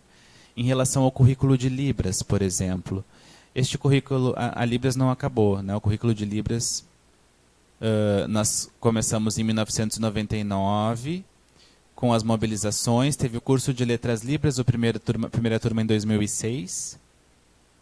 Tivemos a lei, né, que foi em 2002 e depois em 2005. A Lei de Libras, 10436, do ano de 2002. E do ano de 2002 até 2006 foi pouquíssimo tempo, né? Mas e hoje? 2019. Será que é tão pouco tempo, né? E as políticas elas continuam meio que paradas. Parece que elas foram esfriando ou foram diminuindo, embora nós tenhamos algumas formações, né? Mas tem muitos surdos que estão na faculdade, no mestrado, no doutorado, cada um seguindo o seu caminho. E o que nós percebemos hoje, então, é que, na nossa discussão, que foi bastante pautado, é que nós podemos fazer o quê?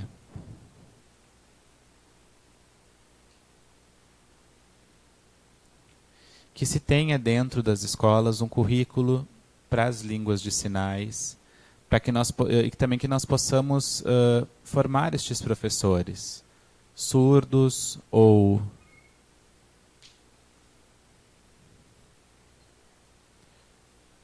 enfim. E vocês acham que de repente este currículo pode ser um erro? Bom, ele pode ser muitos caminhos, ele é constituído por cada escola, né? Existem vários caminhos a serem traçados quando nós estamos construindo determinados currículos. Mas é muito estranho a gente pensar que cada escola tem o seu próprio currículo. Isso é um indicativo de que nós não temos uma política curricular da Libras. É uma coisa meio que artesanal. Cada professor faz o seu, é truncado, não existe uma união entre as escolas. Então é muito difícil da gente tentar entender essas dificuldades, enfim, porque o principal das políticas é que elas deem suporte à língua de sinais, que deem suporte à educação de surdos. Porque nós já temos a Libras, né? Ela já é reconhecida, nós temos aulas de Libras, nós temos a graduação, nós temos cursos de Libras aí por todo o Brasil. Mas pensando especificamente na sala de aula, na prática, nos anos iniciais, por exemplo, no ensino médio, no ensino fundamental, na EJA, como funciona na prática as nossas práticas pedagógicas, né, relacionadas ao ensino da Libras, ao uso da Libras, à educação de surdos. Vocês podem falar também, podem interromper, por favor, os demais componentes do grupo.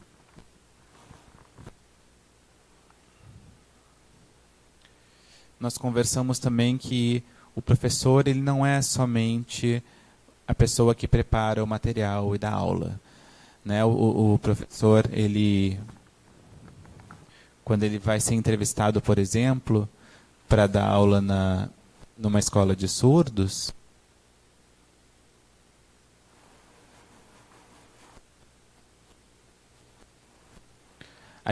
quando a gente chega numa escola, né, logo que a gente chega numa escola e se depara com uma sala de aula com vários alunos surdos tão diferentes, a gente acaba, às vezes, meio que congelando, né? Porque a gente não sabe muito bem como lidar com tanta diversidade. E nós não temos nenhuma diretriz, nenhum caminho a seguir que já está estabelecido. Nós temos que construir a cada vez, a cada ano, o nosso caminho. E isso é uma coisa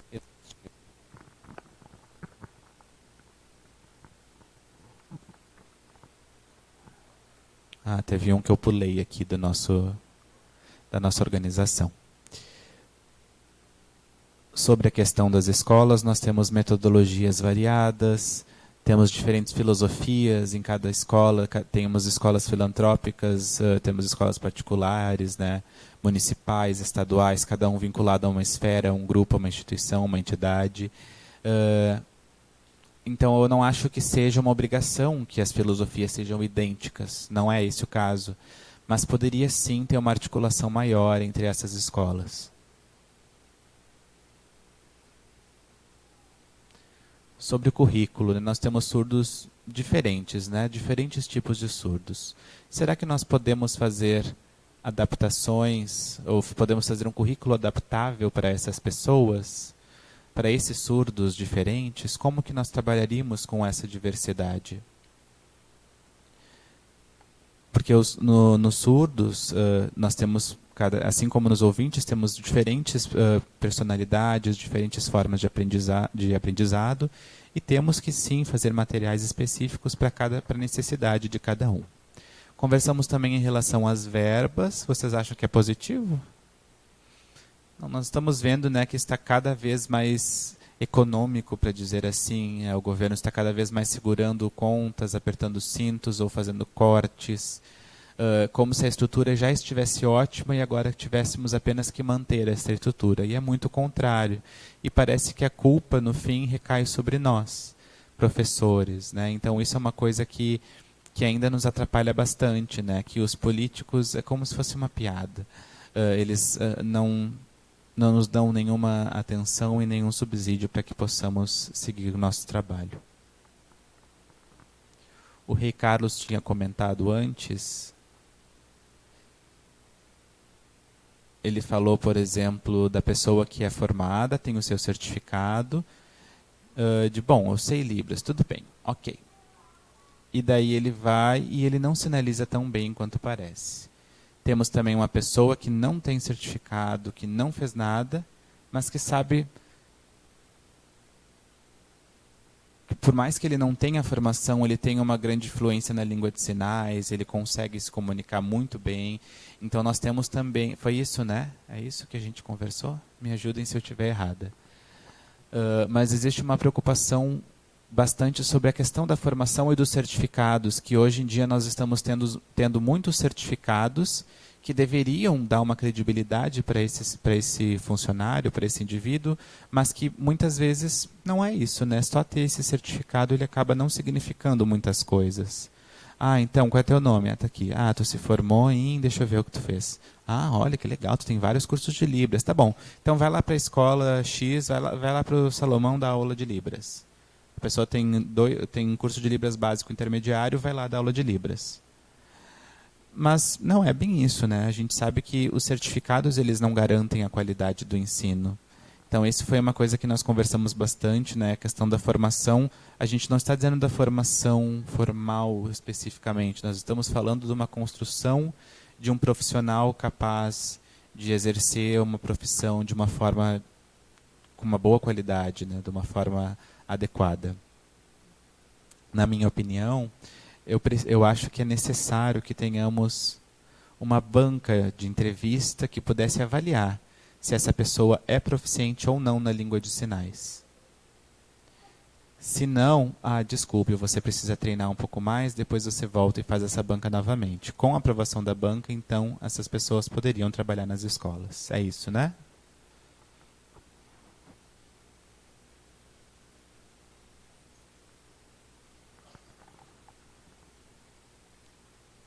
Falamos também sobre o currículo de Libras, dentro das disciplinas.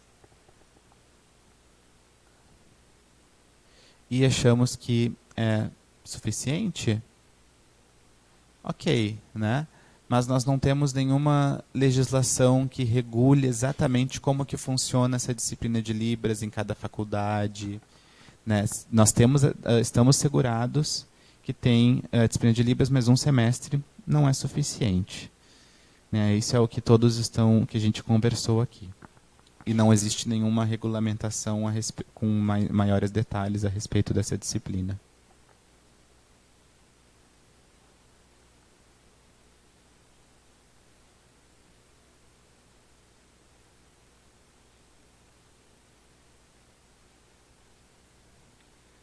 nós falamos também da importância da didática, das metodologias dentro das escolas, porque não é só um professor estar no quadro, escrever e manda copiar. Isso não é, né? Não é uma didática apropriada no nosso entendimento. É preciso construir o conhecimento. É preciso que o aluno ele participe das atividades, que ele possa construir o seu próprio conhecimento e não apenas ser um copista de responder o que o professor pergunta. Nós queremos que os alunos tenham interesse e que tenham metodologias didáticas apropriadas no seu ensino. Então, talvez, o que o professor de hoje, que está na escola, ele não tenha uma formação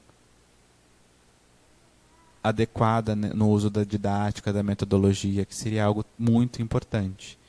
E é importante, então, que nós tenhamos os alunos surdos, que é importante ter em mente também que temos alunos surdos com outras deficiências. Se nós formos trabalhar, por exemplo, com alunos surdos com deficiência mental, por exemplo, como que nós vamos expor esse conteúdo, né? Como que ele vai desenvolver as suas competências? De que forma isso vai funcionar? É da mesma forma que os demais? Então, nessa formação de professores que estão chegando nas escolas, é uma formação que provavelmente a universidade só não está dando conta. Precisamos de mais. Mas também, às vezes, os professores eles querem procurar formações, mas não tem tempo de fazer, que é uma outra questão, porque ele trabalha de manhã, de tarde e de noite. Em que momento que ele vai fazer a sua formação? Em que momento ele vai fazer um curso, por exemplo? Então, esse é um problema grande hoje nas escolas, e não é somente nas escolas de surdo. A gente percebe que nas escolas regulares também é uma coisa geral, né? Porque é muito mais fácil tu chegar na sala de aula, escrever no quadro, todo mundo copia, responde o exercício e vai embora. Ah, eu vou olhar no caderno. Fez o tema? Fez. Nota boa. Não fez? Ruim. Nota 0. Então, infelizmente, hoje nós entendemos que as escolas estão muito mais focadas neste trabalho no quadro, nesse trabalho expositivo. Muito mais, e de fazer perguntas, né? Muito mais do que com a aprendizagem. E isso talvez seria resolvido com a formação, mas o que a gente percebe é que dentro das escolas, o tempo para reuniões pedagógicas, por exemplo, ele diminuiu bastante, né? E algumas escolas nem têm um tempo para reunião pedagógica. Como que os profissionais vão conseguir trocar informações? Em que momento eles vão fazer isso? Porque a escola é o lugar da formação deles, a própria escola em que eles trabalham. Se eu não consigo trocar com os meus colegas, do que adianta? Eu não vou conseguir fazer essa formação. Então, esse também foi um problema que nós encontramos hoje, né? Nós discutimos bastante como um grupo.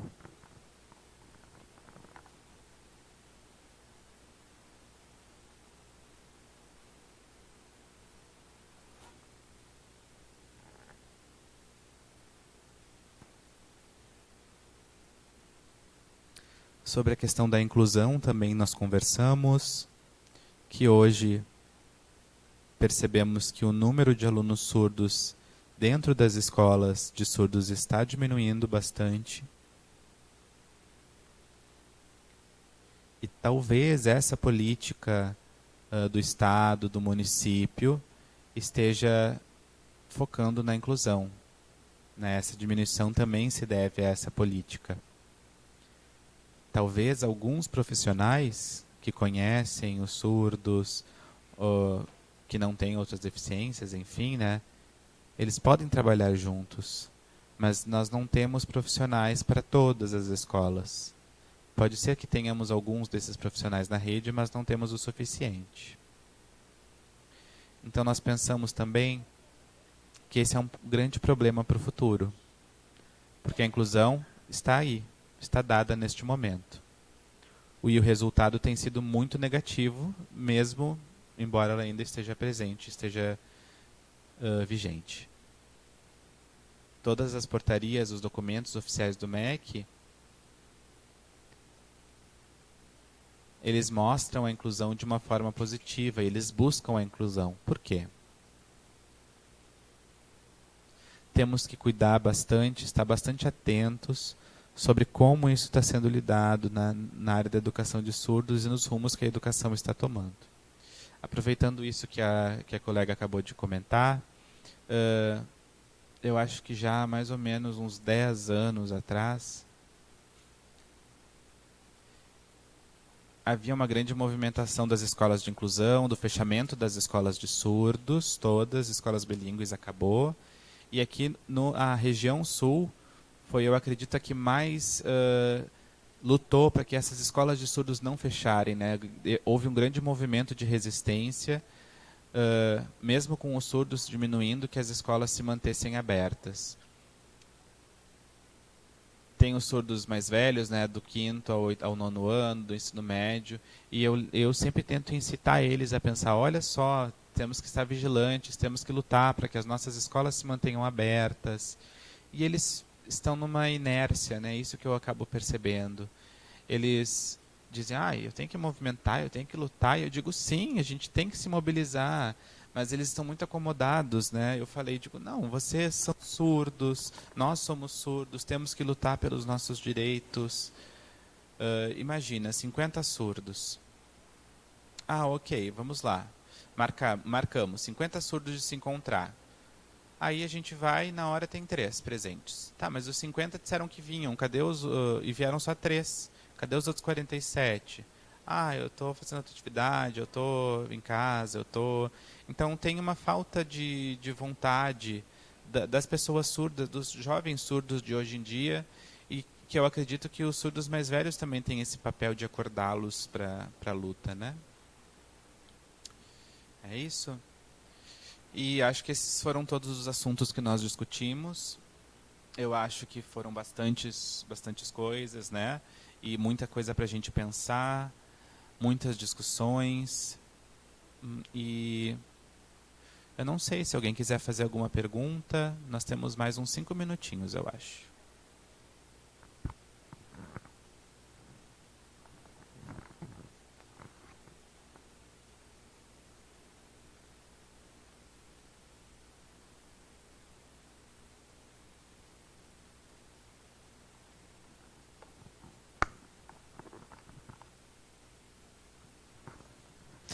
Oi, complementando um pouquinho o assunto sobre os movimentos, a discussão sobre o surdo, ok. Vou começar... 1990? 1999 foi um marco importante no Rio Grande do Sul. Aconteceu... A pessoa surda, com os movimentos são importantes, sim. Agora, nós jovens... Como que vamos continuar com esses movimentos? Precisa saber. Exemplo, um professor ótimo, me ensina, sim.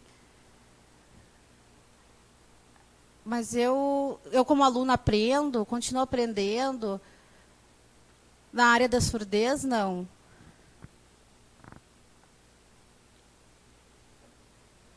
Os ouvintes estão lutando também junto com a comunidade, estão participando. É isso? Mesmo assim, os ouvintes participando junto com a comunidade.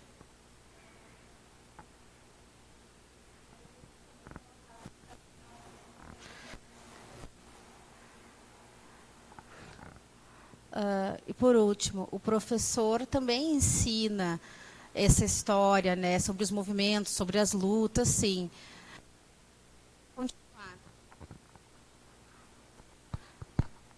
Falar sobre o direito, continuar com os movimentos.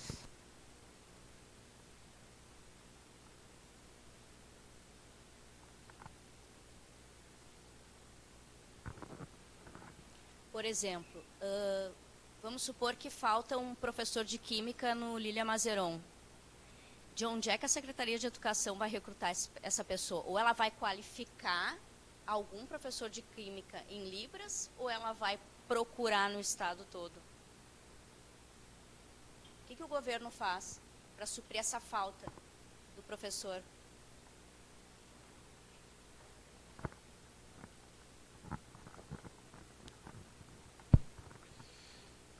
Bom, sempre na Secretaria de Educação nós temos Por exemplo, professor de Química, tá? E daí tem o código específico, que é professor de Química, Libras. Professor de Geografia, Libras. Então, existe esse código específico, disciplina e Libras. A secretária olha e ela chama, faz uma entrevista, faz um questionário, vê se a pessoa tem a documentação necessária, e daí chama essa pessoa, se ela tem um perfil, ele faz os exames médicos e chega na escola, e é isso. Eles não orientam a fazer curso, não orientam a nada. A pessoa vai para a escola e, a partir daí, ela que constrói o seu caminho. E daí a gente pode pensar assim, nossa, temos professores fracos que já estão há 50 anos trabalhando na escola, e continua assim, não, tudo bem, pode ficar, os surdos ajudam. Os professores surdos ajudam. Mesmo que ele não se esforce, mas ele já está lá há tanto tempo. Não temos apoio, eu acho que isso, né? Eu acho que é o meu jeito também, né? Dentro da escola, a gente precisa, então, ter fluência em Libras. Isso é uma coisa que eu brigo bastante. E, às vezes, eu tento, por exemplo, eu tento ser uma pessoa um pouco mais flexível para que a gente possa sempre não prejudicar os alunos, né? Que a gente possa qualificar o nosso trabalho e a educação deles. Se nós temos alguma dificuldade, eu sempre me ofereço para ajudar esses professores. Mas não é uma questão política, né? Mas eu digo, olha, não tem desculpa para vocês não aprenderem Libras, não tem desculpa para vocês não tem nada. Às vezes tem alguns que dizem que não fazem nada, têm vontade de bater, porque eles têm todas as possibilidades. Eles podem falar comigo, né? Eu ofereço a minha ajuda. Eu sou uma pessoa paciente, né? Mas a secretaria funciona assim, né? Chamam uma pessoa e daí ela fica livre para seguir seu caminho.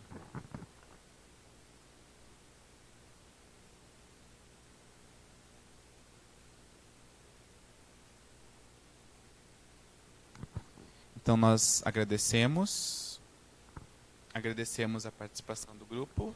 Palmas.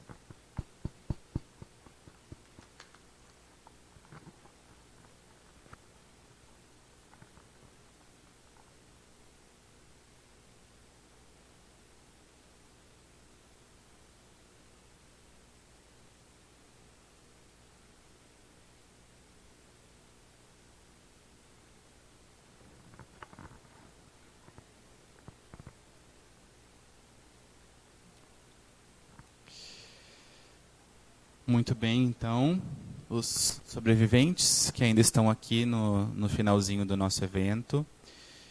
Em nome de toda a comissão organizadora, eu agradeço a presença de todos e de cada um. Acho que foi um momento bastante importante para que a gente possa parar e pensar um pouquinho sobre as nossas práticas, atuais ou futuras.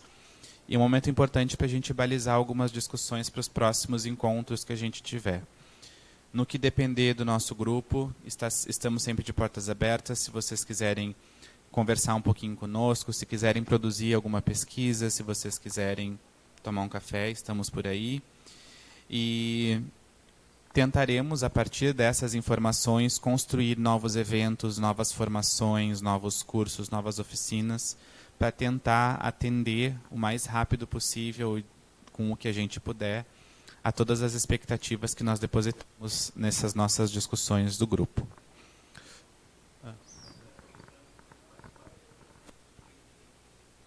Sim. As nossas reuniões, em geral, acontecem nas quintas-feiras, quinzenalmente, à noite, às 6h30. Nós nos encontramos. Nós ficamos até, no máximo, umas 10 horas. Depende muito do dia. Às vezes a gente sai antes, a gente sai depois. Mas no máximo, às 10 horas, nos encontramos quinzenalmente. Nós nos encontramos... Quer falar alguma coisa, BT? Sim. Os papéis dos grupos de discussão, eles ficam para a gente fazer a digitação no Word e depois a gente vai mandar por e-mail para todos do grupo. Tá?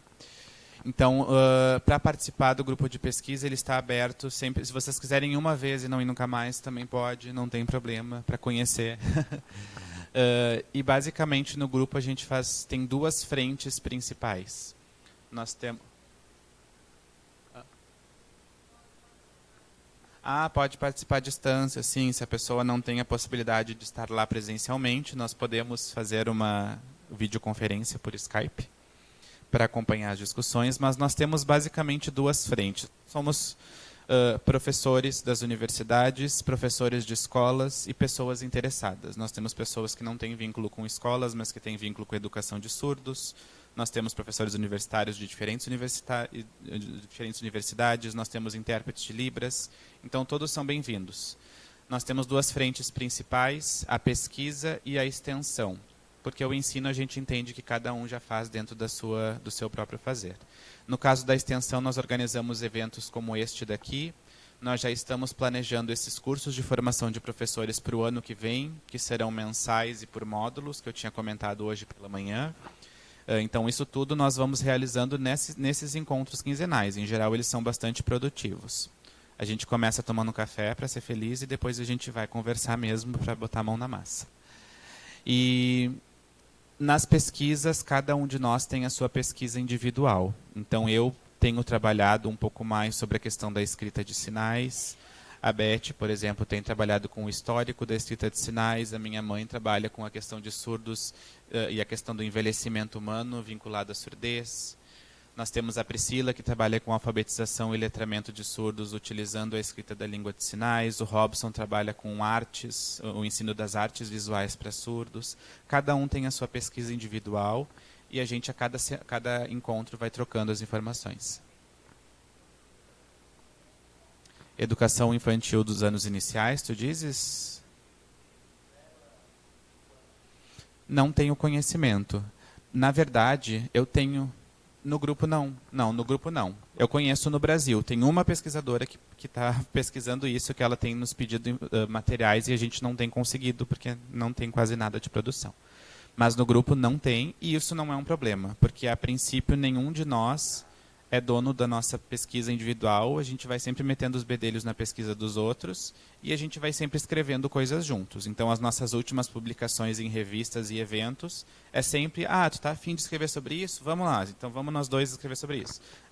Quer falar sobre isso? Vamos nós 3 falar sobre isso. Cada um vai levando a sua pesquisa, mas a gente vai sempre um opinando na pesquisa do outro. Não necessariamente nós temos uma sequência. Nós temos um projeto de pesquisa que está registrado aqui na universidade, que é sobre a escrita de sinais, mas não é obrigatório estar vinculado a ela.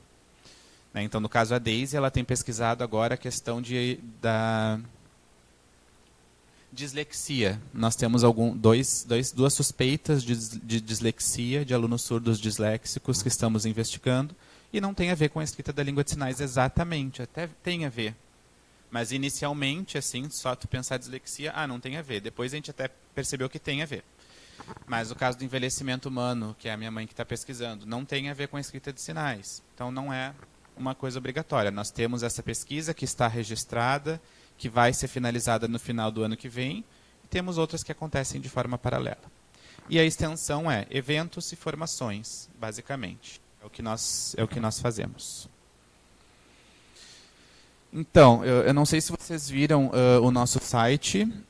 Acho que sim, que é onde vocês fizeram a inscrição. Lá tem o meu e-mail particular, fernando.carneiro@urgs.br. Vocês podem entrar em contato por lá.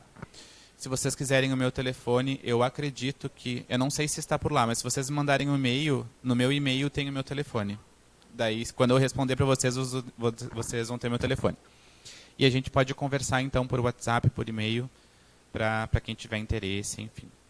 Ok? Então, sem mais delongas, eu agradeço a todos os envolvidos, agradeço a comissão, agradeço muito aos monitores, que praticamente organizaram todo o evento sozinhos, mas fizeram muitas coisas. E gostaria, então, de chamar todos os presentes para nós tirarmos uma foto final, monitores também, todos os presentes para a gente tirar uma foto final, e depois dessa foto final eu dou por encerrada a nossa sessão de hoje. Muito obrigado a todos. Uma salva de palmas para nós. E eu também não posso esquecer de agradecer ao NAPEAD, aos bolsistas. Tivemos o Gabriel pela manhã, e agora à tarde, eu já esqueci teu nome, Diego. O Diego, que esteve aqui controlando toda a parte das câmeras Big Brothers que estavam nos assistindo aqui. Vamos à frente.